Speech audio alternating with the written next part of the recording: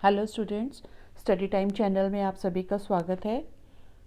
बेटा, जैसे कि आप जानते हो कि हम साइंस का हिंदी मीडियम का सैम्पल पेपर जो कि सीबीएसई से जारी किया गया है उसको 3 पार्ट्स में हल कर रहे हैं। तो आज हम खंड ग मतलब थर्ड पार्ट जो है उसका वो हल करेंगे। तो इसमें देखिए, यहाँ पे खंड ग में जो है आपके स्रोत आधारित प्रश्न होते हैं। मतलब आपको कोई स्रोत दिया जाता है, आपको कुछ इन्फॉर्मेशन दी जाती है और उसके बेस पे आपको जो है उन प्रश्नों के उत्तर देने होते हैं। तो चलिए हम यहाँ पे क्वेश्चन नंबर जो है आपका 49 स्टार्ट करते हैं।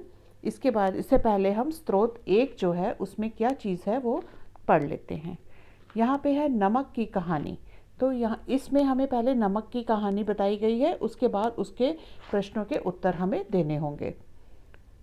यहाँ देखिए, चेन्नई से 120 किलोमीटर दूर एक पतन शहर मरक्कानम के नाम नमक कुंड तमिलनाडु की तीसरी बड़ी नमक निर्माता है। बड़ा निर्माता है तमिलनाडु का। समुद्री पानी से नमक बनाना बहुत ही परिश्रम का कार्य है। मतलब पानी से जो है वो नमक बनाया जाता है। समुद्र का जल होता है, उसको वाष्पीकृत करके नमक बनाया जाता है। प्राप्त नमक का उपयोग विभिन्न सोडियम यौगिकों के रूप में कच्चे पदार्थ के रूप में किया जाता है। ठीक है। हाँ जी, इसी प्रकार का एक यौगिक सोडियम हाइड्रोजन कार्बोनेट है जिसका उपयोग बेकिंग प्रति अम्ल के रूप में तथा सोडा अम्ल अग्निशामकों में होता है। तो किस किस रूप में होता है? ये जो है सोडियम हाइड्रोजन कार्बोनेट है, इसका उपयोग एक तो बेकिंग में होता है, प्रति अम्ल जो एंटासिड्स बनाते हैं, और सोडा अम्ल शामकों में। ये जो आग बुझाने वाले यंत्र होते हैं ना, सोडा अम्ल अग्निशामक, उनमें होता है। ठीक है। इस सारणी में 1 लीटर समुद्री जल से प्राप्त यौगिकों के द्रव्यमान दर्शाए गए हैं। मतलब अगर हम 1 लीटर समुद्री जल लेते हैं तो हमें सोडियम क्लोराइड जो NaCl है वो कितना मिलता है? 28.0। मैग्नीशियम क्लोराइड MgCl2 हमें मिलता है 8। मैग्नीशियम सल्फेट MgSO4 हमें मिलता है 6। कैल्शियम सल्फेट CaSO4 मिलता है 2। कैल्शियम कार्बोनेट CaCO3 हमें मिलता है 1। और ये कुल कितना मिलता है हमें? नमक कितनी मात्रा में मिलता है? 45 ग्राम। मतलब 1 लीटर पानी से हमें 45 ग्राम जो है नमक मिलता है। अब हम नीचे दिए गए प्रश्नों के उत्तर देने की कोशिश करेंगे। ठीक है। सारणी में कौन सा यौगिक अम्लों के साथ अभिक्रिया करके कार्बन डाइऑक्साइड गैस उत्पन्न करता है? देखो, यहाँ पे तो कार्बन है ही नहीं। ठीक है, तो ये तो करेगा नहीं। इसमें भी कार्बन नहीं है, ये भी नहीं करेगा, ये भी नहीं, इसमें भी कार्बन नहीं है। क्योंकि हमारे पास जो अम्ल हैं वो कौन से होते हैं? HCl या H2SO4। इनमें भी क्या होता है, जो मुख्यतः रिएक्ट करते हैं, इनमें कार्बन नहीं होता। तो यहाँ पे भी कार्बन नहीं है। यहाँ पे खाली इस पे CaCO3, इसमें कार्बन है। तो इसका मतलब ये जो है उसके साथ अभिक्रिया करके कार्बन डाइऑक्साइड उत्पन्न करेगा। ठीक है। तो यहाँ पे हम कौन सा ऑप्शन लिखेंगे? C ऑप्शन, ये वाला, ये सही है। बाकी ऑप्शंस जो है वो गलत है। ठीक है।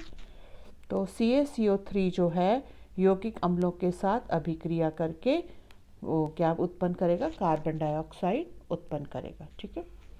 फिर उसके बाद देखिए क्वेश्चन नंबर 50, प्रश्न 50। समुद्री जल के वाष्पीकरण उपरांत प्राप्त 135 ग्राम ठोस से कितने ग्राम मैग्नीशियम सल्फेट होगा? ये देखो, यहाँ पे आपका ये एक तरह से मैथ्स का क्वेश्चन हो गया कि हमने देखा 1 लीटर पानी में, यहाँ से 1 लीटर पानी हम लेते हैं तो उसमें हमें 45 ग्राम जो है वो नमक मिलता है। ठीक है। और यहाँ पे है 135 ग्राम ठोस में कितना मैग्नीशियम सल्फेट होगा? तो 45 ग्राम में मैग्नीशियम सल्फेट कितना है? 6। ठीक है। 45 ग्राम में हमें मैग्नीशियम सल्फेट कितना मिल रहा है? 6। तो यहाँ देखिए 45 ग्राम में, या पूरी लैंग्वेज लिख के कर सकते हो, 45 ग्राम में 6 मिल रहा है। तो 1 में कितना मिलेगा? 6/45। और कितना यहाँ पे हमारे से पूछा गया है? 135। तो 135 में क्या होगा, 6/45 गुना 135। ठीक है, इसको हम हल करेंगे तो आ जाएगा 18 ग्राम। ठीक है, तो अब इसमें ये पहला 6 है गलत, 12 गलत, 18 जो है वो सही है और 24 गलत, तो इसका ऑप्शन होगा सी। ठीक है, नेक्स्ट क्वेश्चन देखिए, क्वेश्चन नंबर 51। सोडियम क्लोराइड के संतृप्त विलयन को क्या कहा जाता है? सोडियम क्लोराइड के संतृप्त विलयन को हम ब्राइन बोलते हैं। ठीक है, तो ये वाला आपका सही आंसर है, ये गलत है, ये भी गलत हो गया और सोडा वाटर भी गलत है। नेक्स्ट देखिए, साधारण नमक बनाने में प्रयुक्त होने वाले अम्ल का पीएच होगा, क्या होगा उसका? ये देखो 1 से 3 के मध्य, ये सही है, इतना पीएच ठीक है इसका। ठीक है, कमर्शियल सॉल्ट है, ये कॉमन सॉल्ट है। ठीक है, इसमें पीएच जो है वो 1 से 3 के मध्य, 6 से 8 के मध्य, 8 से 10 के मध्य या 11 से 13 के मध्य। तो हम यहाँ पे क्या करेंगे कि यहाँ पे HCl, यहाँ पे देखिए प्रयुक्त होने वाले अम्ल का पीएच क्या होगा। अगर वो HCl है मान लीजिए प्लस NaOH, हमें क्या मिलता है, NaCl प्लस H2O। ठीक है, इसमें C और D तो दोनों पहले हमारे गलत हो जाएंगे, क्यों? क्योंकि ये दोनों हैं स्ट्रॉन्ग बेस हैं। ठीक है, ये तो बेस हो गए, तो ये गलत है। अब हमने देखना है 6 से 8 जो है वो भी क्या है, बेस है, बेसिक शो करेगा। तो हमारे पास एक ही ऑप्शन रह जाता है, ये होगा 1 से 3 के मध्य। ठीक है, तो जो स्ट्रॉन्ग अम्ल है तो पीएच कम होगा उसका, तो वो क्या होगा, वहाँ पे हो जाएगा 1 से 3 के मध्य। तो ये वाला हमारा राइट ऑप्शन है 52 का ए। ठीक है, नेक्स्ट देखिए, स्रोत 2 में क्या है, यहाँ पे नीचे दिए गए चित्र में प्रकाश संश्लेषण में आवश्यक सामग्री को एक क्रियाकलाप द्वारा दर्शाया गया है। इस क्रियाकलाप में एक स्वस्थ पौधे को 72 घंटे तक अंधेरे में रखा गया है। तो बेटा जब भी आप ये क्वेश्चंस का आंसर देते हो तो सबसे पहले आपको ये जो है स्रोत जो दिया है इसको ध्यान से पढ़ना है और समझना है। जब आपको ये समझ आ जाएगा तो आप इसके आंसर्स जो है बड़े आराम से दे पाओगे। ठीक है, तो पहले इसको समझने की कोशिश करो कि प्रकाश संश्लेषण में आवश्यक सामग्री को एक क्रियाकलाप द्वारा दर्शाया गया है। इस क्रियाकलाप में एक स्वस्थ पौधे को 72 घंटे तक अंधेरे में रखा गया। ठीक है, उसको हमने 72 घंटे ऐसी जगह रख दिया जहां उसको कोई भी रोशनी जो है ना मिले, बिल्कुल अंधेरे कमरे में रख दिया। 72 घंटे बाद चित्रानुसार X स्थिति में एक कांच ग्लास में KOH रखा। यहाँ पे क्या रखा, KOH हमने रख दिया, और Y स्थिति में KOH नहीं रखा। यहाँ पे हमने कोई भी KOH नहीं रखा। ये दोनों स्थितियाँ जार से ढकी एक वायुरोधी हैं, मतलब इसको हमने पूरे एक जार से ढक दिया है और वो ऐसा जार है जिससे उसके अंदर जो है वायु बिल्कुल भी नहीं जा सकती। 6 घंटे धूप में रखने के बाद दोनों स्थितियों में एक एक पत्ती लेकर आयोडीन परीक्षण किया। ठीक है, मतलब अब ये कार्बन डाइऑक्साइड जो होती है वो क्या करती है, KOH जो है वो क्या कहते हैं, कार्बन डाइऑक्साइड को अपने अंदर एब्जॉर्ब कर लेती है। ठीक है, इसका ये गुण होता है। अब यहाँ पे हम प्रश्न का उत्तर देने की कोशिश करेंगे। 53 क्वेश्चन नंबर, यह प्रयोग प्रकाश संश्लेषण के लिए आवश्यक किस सामग्री के लिए किया जा रहा है? तो क्लोरोफिल के लिए तो किया नहीं जा रहा, ये ना ऑक्सीजन के लिए किया जा रहा है, ये हम कार्बन डाइऑक्साइड के लिए किया जा रहा है, और सूर्य का प्रकाश तो उसको मिल रहा है। ठीक है, और ऑक्सीजन भी इसको मिली थी क्योंकि वो अंधेरे कमरे में रखा गया था। ठीक है, नेक्स्ट देखिए, KOH का कार्य डैश को अवशोषित करना है। मैंने अभी आपको बताया था कि KOH जो है वो एब्जॉर्ब कर लेती है कार्बन डाइऑक्साइड को, मतलब कार्बन डाइऑक्साइड को जो है वो अवशोषित कर लेती है। कौन? KOH। तो जितनी भी कार्बन डाइऑक्साइड यहाँ से यहाँ पे होगी वो सारी वो कौन कर लेगा अवशोषित? ये KOH जो है प्लेट में पड़ा हुआ वो अवशोषित कर लेगा। तो इसका राइट आंसर हो जाएगा कार्बन डाइऑक्साइड। फिर नेक्स्ट है X तथा Y स्थिति में किए गए आयोडीन परीक्षण के लिए सही परिणाम हैं। यहाँ पे हमारा 55 नंबर का क्वेश्चन जो है ये देखिए, X से प्राप्त पत्ती का रंग नीला काला हो जाएगा। यहाँ पे देखो, यहाँ पे क्या हो जाएगा, वो कह रहा है कि X से प्राप्त पत्ती का रंग नीला काला हो जाएगा और Y से प्राप्त पत्ती का रंग अपरिवर्तित रहेगा। दूसरा ऑप्शन है X में तो देखो यहाँ पे पत्ती का रंग जो है वो नीला काला नहीं होगा, क्योंकि यहाँ पे कार्बन डाइऑक्साइड जितनी भी थी वो KOH ने अवशोषित कर ली, तो ये वाली ऑप्शन तो आपकी गलत हो जाएगी। दूसरा है Y से प्राप्त पत्ती का रंग नीला काला हो जाएगा।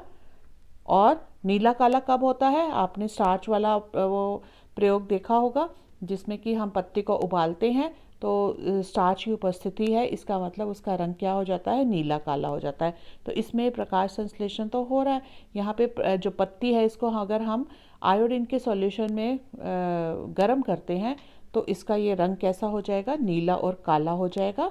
और X से प्राप्त पत्ती का रंग अपरिवर्तित रहेगा, क्योंकि यहाँ पे स्टार्च इन पत्तियों में नहीं है, तो इसका रंग जो है वो क्या हो जाएगा, अपरिवर्तित रहेगा। तो ये वाला आंसर देख लेते हैं, ये ठीक लग रहा है हमें, आगे और पढ़ लेते हैं। X से प्राप्त पत्ती का रंग लाल और Y से प्राप्त पत्ती का रंग भूरा, ये तो बिल्कुल ही गलत है। Y से प्राप्त पत्ती का रंग लाल और X से प्राप्त पत्ती का रंग भूरा हो जाएगा, ये भी गलत है। तो हमारे पास ये वाला ऑप्शन जो है वो सही है। ठीक है, तो हमारा जो है इसमें B भाग जो है वो करेक्ट है। ठीक है बेटा। हाँ जी, अब आता है क्वेश्चन नंबर 56 यानी क्वेश्चन नंबर 56। प्रयोग स्थिति को वायुरोधी बनाने के लिए कौन सी विधियां अपनाई जानी चाहिए। तो हमने ये लेसन में भी पढ़ा था, तो अब उसको हम यहाँ अप्लाई करके देखेंगे। पौधे को कांच की प्लेट पर रखना, ठीक है, तो यहाँ पे ये वाला सही ऑप्शन है। चूषक पंप का प्रयोग करना, नहीं।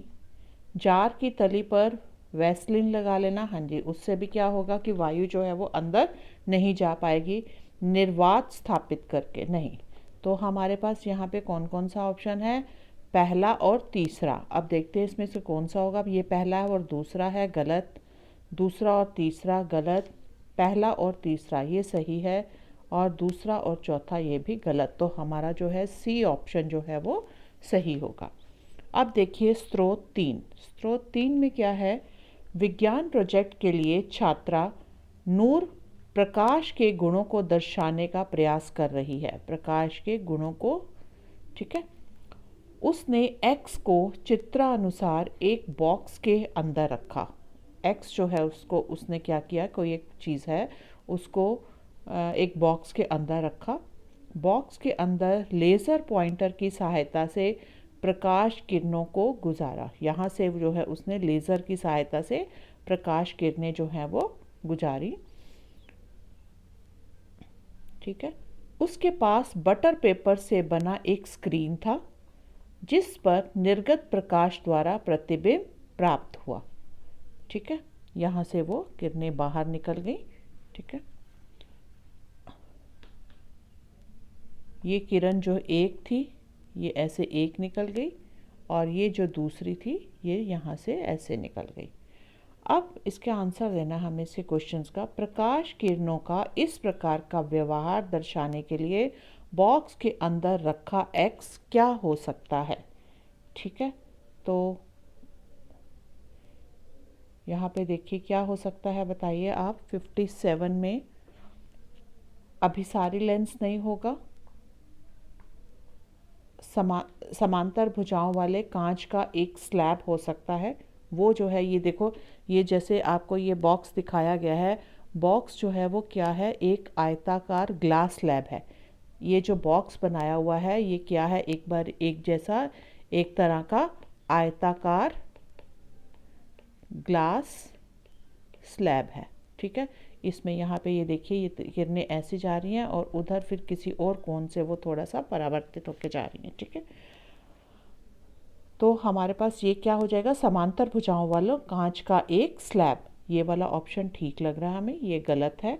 समतल दर्पण भी नहीं होगा और एक प्रिज्म भी नहीं होगा। तो इसमें ये वाला आपका जो है बी ऑप्शन जो है वो सही होगा। बॉक्स के बाईं तरफ उसने दोनों किरणों के लिए आपतन कोण 48.6 मापा। यदि x का अपवर्तनांक 1.5 हो तो अपवर्तन कोण का निकटतम मान क्या होगा। यहाँ पे देखिए मैं आपको फॉर्मूला बता देती हूँ, आप इसको कैलकुलेट करके खुद लिखने का प्रयास करेंगे और अगर नहीं आएगा आपको तो कमेंट सेक्शन में कमेंट कर दीजिएगा, मैं आपको क्लियर कर दूँगी। यहाँ पे देखो एंगल आई जो है वो क्या दिया हुआ है 48.6, अपवर्तनांक कितना दिया हुआ है 1.5, वो क्या है अपवर्तनांक, ठीक है। ये 1.6 हमने क्या निकालना है एंगल आर निकालना है पहले। तो हमारे पास एक फॉर्मूला होता है साइन आई बटा साइन आर बराबर एन। साइन आई कितना है हमारे पास 48.6 डिग्री बटा sine r is equal to n. N कितना है हमारे पास, एक अपवर्तनांक कितना है 1.5, तो ये हो जाएगा 48.6, ये एन नीचे आ जाएगा 1.5 बराबर साइन आर। चलो मैं आपको यहाँ क्लियर कर ही देती हूँ सारा। तो इसको हम जब डिवाइड करेंगे तो हमारे पास ये आ जाएगा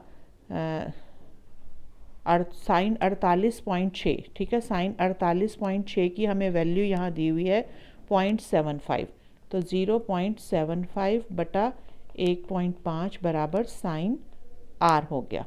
ये आ जाएगा, इसको कैलकुलेट करेंगे आपके पास आ जाएगा 1/2 बराबर साइन आर। 1/2 की वैल्यू कब होती है, आपने ट्रिग्नोमेट्री में पढ़ा होगा साइन 30 में, तो ये हो गया साइन 30 बराबर साइन आर। तो आर कितना हो गया 30 डिग्री। तो हमारा कौन सा आंसर होगा, ये सही वाला आंसर होगा, ठीक है। तो बाकी आंसर जो है वो गलत है और इसमें कौन सा ऑप्शन सही है, सी ऑप्शन सही है। फिर 59 में देखिए, उसके मित्र ने दर्शाए गए चित्र के आधार पर निम्नलिखित प्रेक्षण किए। अब आपको इसमें बताने हैं कि कौन से गलत हैं कौन से सही हैं। पहले हम ये चेक करेंगे, कांच वायु से अधिक विरल होता है, नहीं, कांच जो है वायु से अधिक विरल नहीं होता, ये तो हमें पता ही है, क्रॉस हो गया ये। वायु एवं कांच से प्रकाश समान चाल से गुजरता है, नहीं, दोनों के माध्यम फर्क हैं तो समान चाल से वो नहीं गुजरेगा। वायु कांच से अधिक विरल है, ये सही है, ठीक है। कांच जो है सघन है वायु से, तो वायु जो होगी वो अधिक विरल होगी। फिर है सघन माध्यम में चाल विरल माध्यम से अधिक होती है, नहीं, जितना माध्यम सघन होता है उतनी चाल जो होती है वो कम होती है, तो ये भी हमारे ऑप्शन क्या हो गया, गलत हो गया।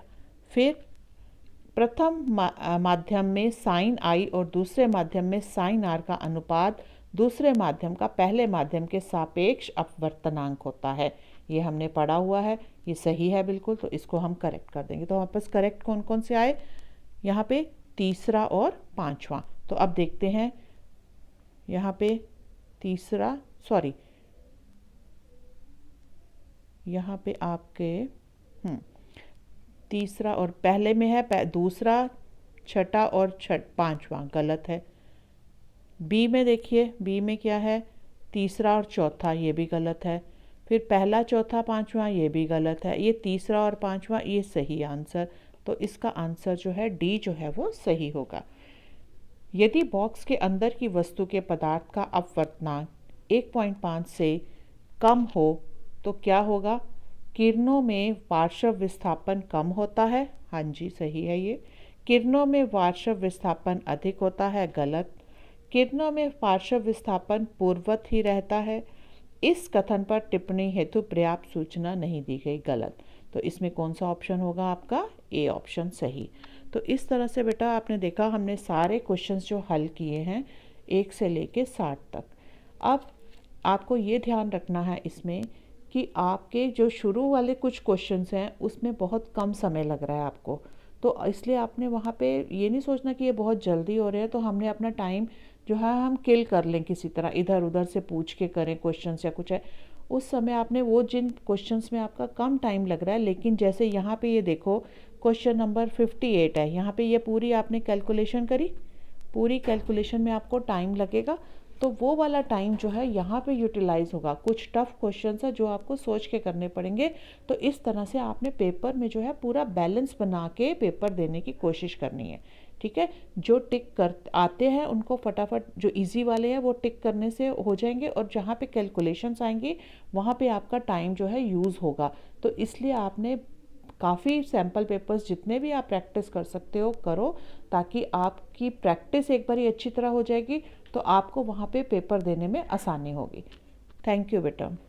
और अगर आपको ये सब अच्छा लगा है, यहाँ पे ये सैम्पल पेपर जो मैंने समझाया, तो मेरा चैनल जो है लाइक और सब्सक्राइब करो, ताकि आने वाली जितने भी वीडियोस होंगे उसकी नोटिफिकेशन आपको जो है आपके मोबाइल पे सबसे पहले मिल जाएगी। थैंक यू बेटा।